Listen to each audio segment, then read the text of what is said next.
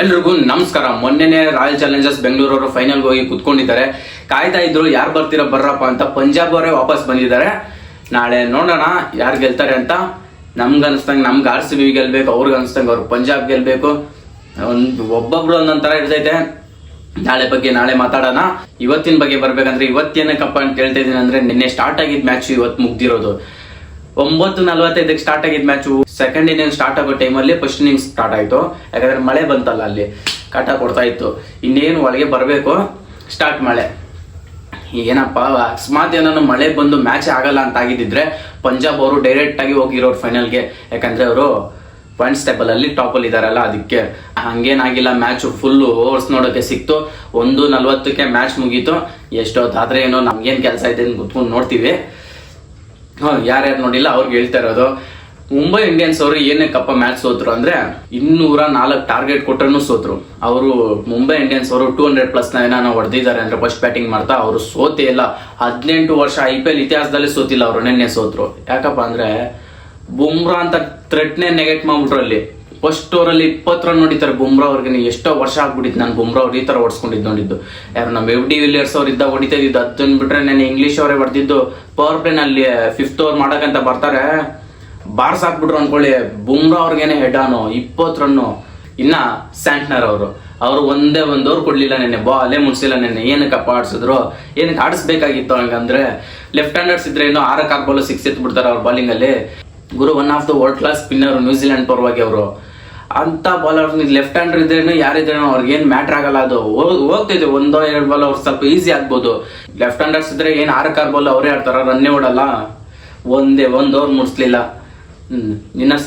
ಇನ್ನ ಒದೇರ ಅವ್ರು ಕ್ಯಾಚ್ ಬೇರೆ ಬಿಡ್ತಾರೆ ಅಲ್ಲಿ. ಯಾರು? ಟ್ರೆಂಟ್ ಬೋಲ್ಟ್ ಅವರು. ಒಟ್ನಲ್ಲಿ ಅಯ್ಯರ್ ಅವ್ರಂತೂ ನೀಟಾಗಿ ಮಣ್ಣು ಹಾಕಿದ್ರು ಮುಂಬೈ ಅವ್ರ ಕನ್ಸ್ಗೆ. ಏನು ಹೊಡಿತಾ ಇದ್ದಿದ್ದು 6ಗಳು ಮಾತ್ರ ಅಯ್ಯರ್ ಆನ್ ದ ಫೈಯರ್ ಅನ್ಬೇಕು, ಆ ತರ ಆಡ್ತಾ ಇದ್ದಿದ್ದು ಅನ್ಕೊಡಿ. ನಿನ್ನೆ captain leading from the front. ನಿನ್ನೆ ಏನು ಆ ಚೇಸ್ ಅಲ್ಲಿ ಒಂದೇ ಒಂದು ಮಿಸ್ ಇಟ್ಟಿಲ್ಲ ಅನ್ಕೊಳ್ಳಿ. ಶ್ರೇಯಸ್ ಅಯ್ಯರ್ ಅವ್ರ ಕಡೆಯಿಂದ ಬಾರಿಸ್ತಾನೆ ಇದ್ರು 6ಗಳು. ಎಲ್ಲ ಹತ್ರ ಏರ್ ಸೀನೇ ಇಲ್ಲ. ಹೊಡೆದ್ರೆ ಪ್ರೀತಿ ಜಿಂತ ಮೇಡಮ್ ಹತ್ರನೇ ಹೋಗ್ಬೇಕು, ಆ ತರ ಹೊಡಿತಾ ಇದ್ದಿದ್ದು ಶ್ರೇಯಸ್ ಅಯ್ಯರ್ ಅವ್ರು. ನಿನ್ನೆ ಆ 50 ಹೊಡೆದಾಗೂ ನೋಡ್ಬೋದಾಗಿತ್ತು. ನೀವು ಸೆಲೆಬ್ರೇಷನ್ ಮಾಡಿಲ್ಲ ಶ್ರೇಯಸ್ ಅಯ್ಯರ್ ಅವರು. ಇನ್ನ ಅರ್ಧ ಕೆಲಸ ಮುಗಿದಿದೆ, ಅಷ್ಟು ಬೇಗ ಸೆಲೆಬ್ರೇಷನ್ ಮಾಡೋದು ಬೇಡ ಅಂತ ಇಟ್ಕೊಂಡಿದ್ರು. ಆಮೇಲೆ ಲಾಸ್ಟ್ ಅಲ್ಲಿ 24 ರನ್ ಬೇಕು.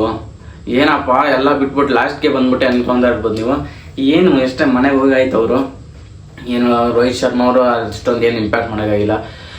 ಆಮೇಲೆ ಬೆರಿಸ್ಟ್ರೋ ಹೆಂಗ್ ಸ್ವಾಮಿ ಅವ್ರನ್ನ ಪಿಕ್ ಮಾಡಿಲ್ಲ ನೀವು ಆಕ್ಷನ್ ಅಲ್ಲಿ. ಆ ತರ ಚೆನ್ನಾಗಿ ಆಡ್ತಾ ಇದಾರೆ, ಆ ತರ ಟಚ್ ಅಲ್ಲಿ ಕಾಣಿಸ್ಕೊಂತ ಇದಾರೆ.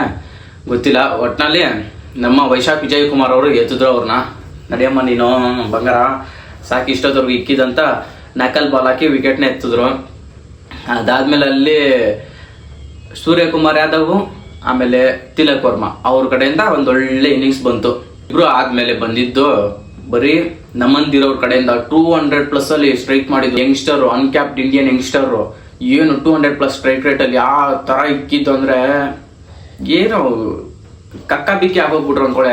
ಯಾರು? ಹರ್ಷದೀಪ್ ಸಿಂಗ್ ಅವರು.